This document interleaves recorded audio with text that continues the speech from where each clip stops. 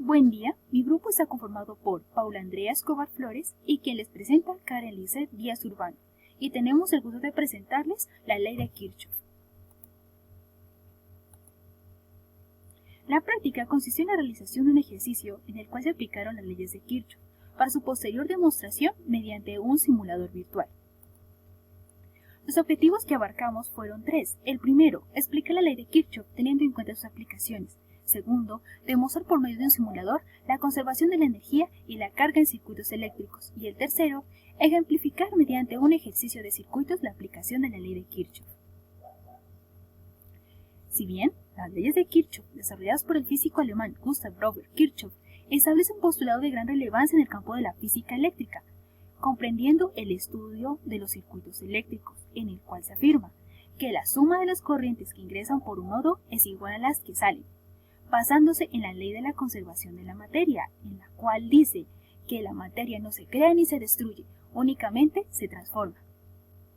Para ello vamos a tener en cuenta dos términos. El primero, unión o nodo, que es la unión de tres o más conductores.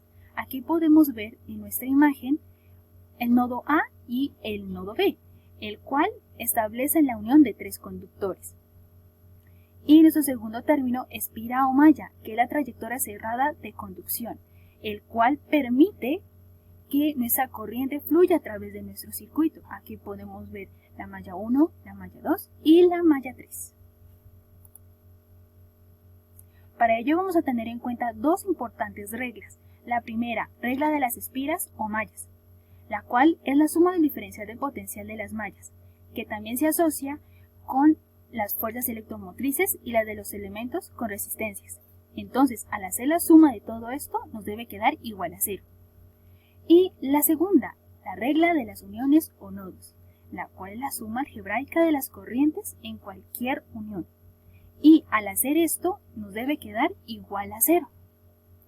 Para comprender mejor esta regla de los nodos, vamos a presentar una analogía de la tubería de agua, en el cual si se ingresa por el lado derecho 1 litro y por el lado izquierdo 1 litro, el flujo de agua que sale por el tubo de en medio es igual al que entra, que sería igual a 2 litros.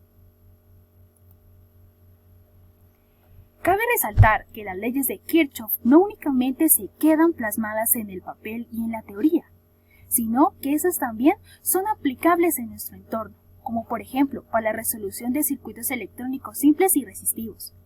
También nos permitió la evolución de las pilas alcalinas. También para el cálculo de consumo de energía y calibración. Aquí nos referimos al consumo de energía, el cual nos permite calcular cuál es el consumo de energía en nuestros hogares. El segundo, el cálculo de intensidades y resistencias en circuitos eléctricos. Y también esta ley es aplicable para tres ramas de la ingeniería, que son la energía eléctrica, electrónica e industrial. Aquí en esta imagen podemos ver un ejemplo de la vida cotidiana al tener dos autos con dos baterías, en el cual de un auto se pasa energía hacia el otro por medio de cables conductores. Para entender aún mejor cómo es la ley de Kirchhoff, vamos a presentarles un ejercicio y una demostración gracias a un simulador virtual. Bueno, compañeros, hoy nosotros le vamos a presentar un ejercicio práctico acerca de las leyes de Kirchhoff. Como tal, una ley o una regla de Kirchhoff es que la sumatoria del voltaje tiene que ser igual a 0.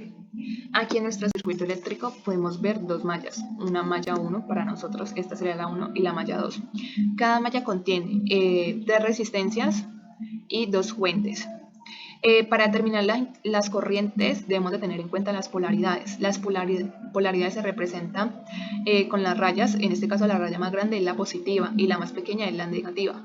Las corrientes salen del polo positivo hacia el polo negativo. En este caso nuestra corriente va a pasar por aquí, va a recorrer esta intensidad, esta resistencia, llega aquí y aquí llega y baja, ¿cierto? Entonces lo mismo pasaría con nuestra malla 2.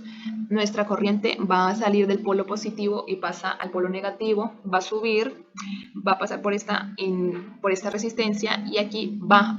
La sumatoria de estas dos corrientes sería nuestra nueva intensidad de corriente, que es la 3, ¿cierto? Ahorita vamos a calcular nuestras intensidades de corriente. Bueno, como les había mencionado, la sumatoria de la intensidad de corriente 1 y 2 es la intensidad de corriente 3. Para nuestra malla 1, la sumatoria del voltaje es igual a la intensidad de corriente por la resistencia. En este caso, en la malla 1, tenemos 2 voltios de nuestra fuente más 4 voltios de nuestra segunda fuente. Y esto va a ser igual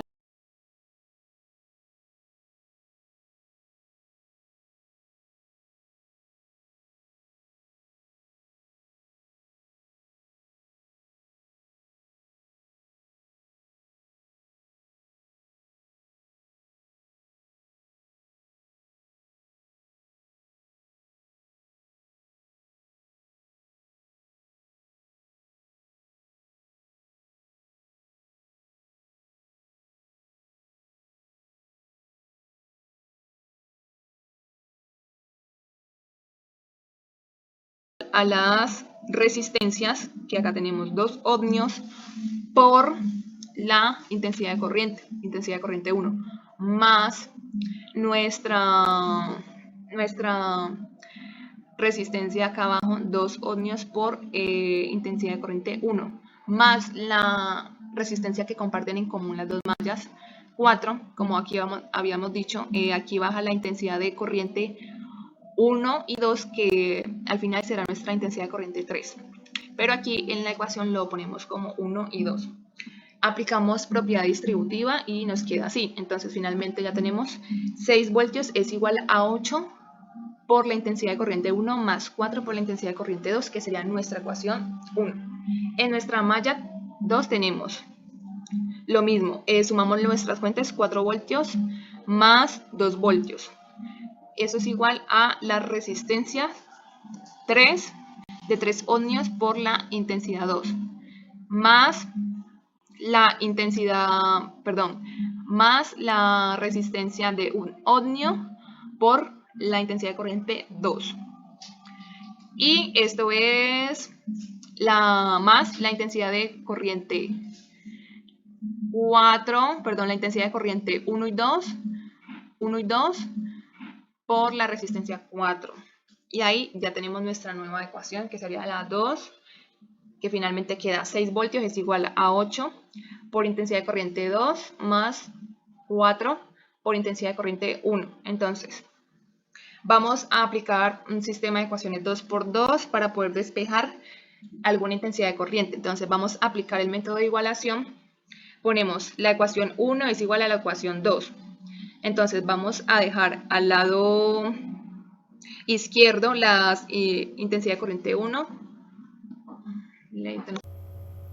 A continuación vamos a demostrar por medio de un simulador virtual el ejemplo anterior. En la primera parte observamos la malla 1, en la cual sus intensidades van a favor de las manecillas del reloj, en las que la intensidad que entra es de 0.50 amperios, es igual a la intensidad que sale, que es de 0.50 amperios. Y en la segunda parte encontramos la segunda malla, en la cual sus intensidades van en contra de las manecillas del reloj, en donde la intensidad que entra es de 0.50 amperios, es igual a la que sale, que es de 0.50 amperios. Al analizar la parte central de nuestro circuito, se confirma la ley de los nodos, en la que al sumar las intensidades de la malla 1, que es igual a 0.50 amperios, y las intensidades de la malla 2, que es de 0.50 amperios, es igual a la intensidad 3, que nos da alrededor de 1 amperio. Aquí podemos confirmar que nuestras intensidades que circulan a través de nuestro circuito van a ser iguales las que entran a las que salen, dándose aquí también la confirmación de la ley de la conservación de la materia. Muchas gracias. Estuvo con ustedes Karen Díaz y Paula Andrea Escobar Flores. Muchas gracias.